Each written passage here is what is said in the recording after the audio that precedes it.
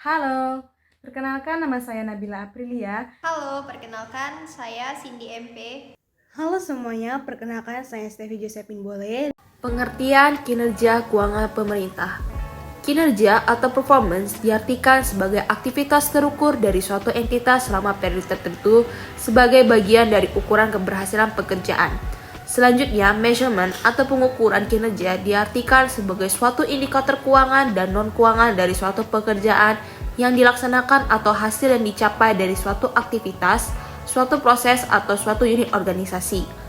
Pengukuran kinerja merupakan wujud akuntabilitas di mana penilaian yang lebih tinggi menjadi tuntunan yang harus dipenuhi. Data pengukuran kinerja dapat menjadi peningkatan program selanjutnya. Menurut Mardiasmo tahun 2009, peran indikator kinerja bagi pemerintah antara lain: yang pertama, untuk membantu memperjelas tujuan organisasi; yang kedua, untuk mengevaluasi target akhir atau final outcome yang dihasilkan; yang ketiga, sebagai masukan untuk menentukan skema insentif manajerial; yang keempat, memungkinkan bagi pemakai jasa layanan pemerintah untuk melakukan pilihan; yang kelima, untuk menunjukkan standar kinerja; yang keenam, untuk menunjukkan efektivitas; yang ketujuh, untuk membantu menentukan aktivitas yang memiliki efektivitas biaya yang paling baik untuk mencapai target sasaran; dan yang kedelapan, untuk menunjukkan wilayah, bagian, atau proses yang masih potensial untuk dilakukan penghematan biaya. Kendala pengukuran kinerja organisasi pemerintah. Yang pertama, tujuan organisasi bukan memaksimalkan laba. Kinerja organisasi pemerintah tidak bisa dinilai hanya berdasarkan rasio-rasio keuangan, karena sebenarnya organisasi ini tidak pernah ada net profit, karena memang bukan profit oriented. Yang kedua, sifat output adalah kualitatif, intangible, dan indirect. Pada umumnya, output organisasi sektor publik tidak berwujud barang atau produk fisik, tetapi berupa pelayanan. Sifat pelayanan ini cenderung kualitatif, intangible, dan indirect sehingga sulit diukur. Yang ketiga, antara input dan output tidak mempunyai hubungan secara langsung atau discretionary cost center. Dalam konsep akuntansi pertanggungjawaban, organisasi pemerintah merupakan sebuah entitas yang harus diperlukan sebagai pusat pertanggungjawaban. Yang keempat, tidak beroperasi berdasar market force sehingga memerlukan instrumen pengganti mekanisme pasar. Organisasi pemerintah tidak beroperasi sebagaimana pasar persaingan sempurna, sehingga tidak semua output yang dihasilkan tersedia di pasar secara bersaing. Yang kelima, berhubungan dengan kepuasan pelanggan atau masyarakat. Indikator kinerja keuangan pemerintah. Pada dasarnya, terdapat dua hal yang dapat dijadikan sebagai indikator kinerja, yaitu kinerja anggaran dan anggaran kinerja. Kinerja anggaran merupakan instrumen yang dipakai oleh DPRD untuk mengevaluasi kinerja kepala daerah. Sedangkan anggaran kinerja merupakan instrumen yang dipakai oleh kepala daerah untuk mengevaluasi unit-unit kerja yang ada di bawah kendali daerah selaku manajer eksekutif.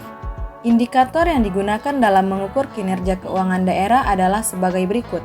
Yang pertama ada analisis surplus atau defisit APBD, yang kedua ada derajat desentralisasi fiskal atau DDV, yang ketiga ada derajat otonomi fiskal atau DOV, yang keempat ada upaya fiskal atau posisi fiskal, yang kelima ada analisis efektivitas atau CLR, yang keenam ada indeks kinerja pajak dan retribusi daerah, yang ketujuh ada rasio kemandirian daerah, dan yang kedelapan kemampuan pinjaman daerah atau DSCR. Parameter rasio keuangan pemerintah. Untuk menganalisis kemampuan keuangan atau kinerja pemerintah yang disajikan dalam laporan realisasi anggaran, berbagai analisis rasio keuangan yang dapat dibuat menurut Mahmudi 2015 yaitu: yang pertama adalah desentralisasi fiskal. Menurut BISMA tahun 2010 mengatakan bahwa tingkat desentralisasi fiskal adalah ukuran untuk menunjukkan tingkat kewenangan dan tanggung jawab yang diberikan pemerintahan pusat kepada pemerintah daerah untuk melaksanakan pembangunan. Derajat desentralisasi dapat dirumuskan sebagai berikut. Pendapatan asli daerah atau PAD dibagi dengan total pendapatan asli daerah dikali 100%. Rasio ini menunjukkan derajat kontribusi pendapatan asli daerah terhadap total pendapatan daerah. Semakin tinggi kontribusi pendapatan asli daerah, maka semakin tinggi kemampuan pemerintahan daerah dalam penyelenggaraan desentralisasi. Yang kedua ada tingkat kemandirian. Menurut Halim tahun 2004, halaman 150-158, tingkat kemandirian menunjukkan kemampuan pemerintahan daerah dalam membiayai sendiri kegiatan pemerintahan, pembangunan, dan pelayanan kepada masyarakat yang telah membayar pajak dan retribusi sebagai sumber pendapatan yang diperlukan daerah. Rasio ini dapat dihitung menggunakan rumus pendapatan asli daerah dibagi belanja rutin non-pegawai dikali 100%. Yang ketiga ada tingkat ketergantungan. Menurut Bisma, tahun 2010 mengatakan bahwa tingkat ketergantungan daerah adalah ukuran tingkat kemampuan daerah dalam membiayai aktivitas penggunaan daerah melalui optimalisasi PAD yang diukur dengan rasio antara PAD dengan total penerimaan anggaran pendapatan dan belanja daerah tanpa subsidi atau dana perimbangan. Rasio ini dapat dihitung menggunakan rumus pendapatan asli daerah dibagi dengan pendapatan APBD tanpa subsidi dikali 100%. Pola hubungan antara pemerintah pusat dengan pemerintah daerah.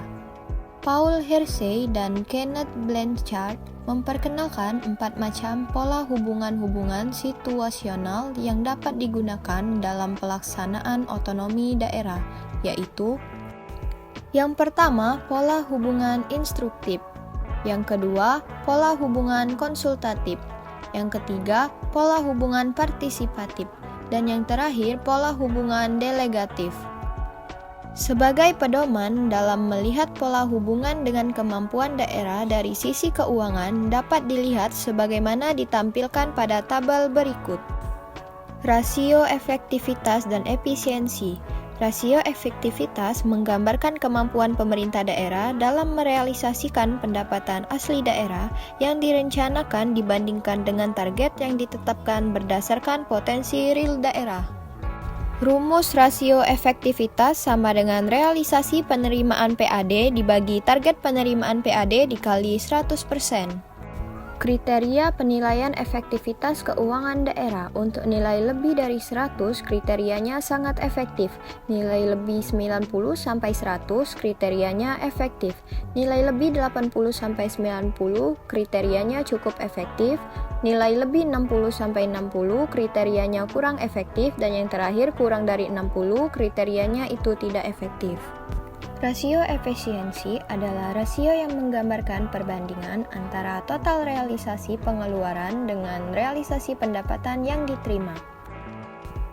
Untuk rumus rasio efisiensi ialah realisasi belanja daerah dibagi realisasi PAD dikali 100%. Kriteria penilaian efisiensi keuangan daerah yaitu nilai lebih dari 100, kriterianya tidak efisien. Nilai lebih 90-100, kriterianya kurang efisien. Nilai lebih 80-90, kriterianya cukup efektif. Nilai lebih dari 60-80, kriterianya efisien. Dan yang terakhir, nilai kurang dari 60, kriterianya sangat efisien.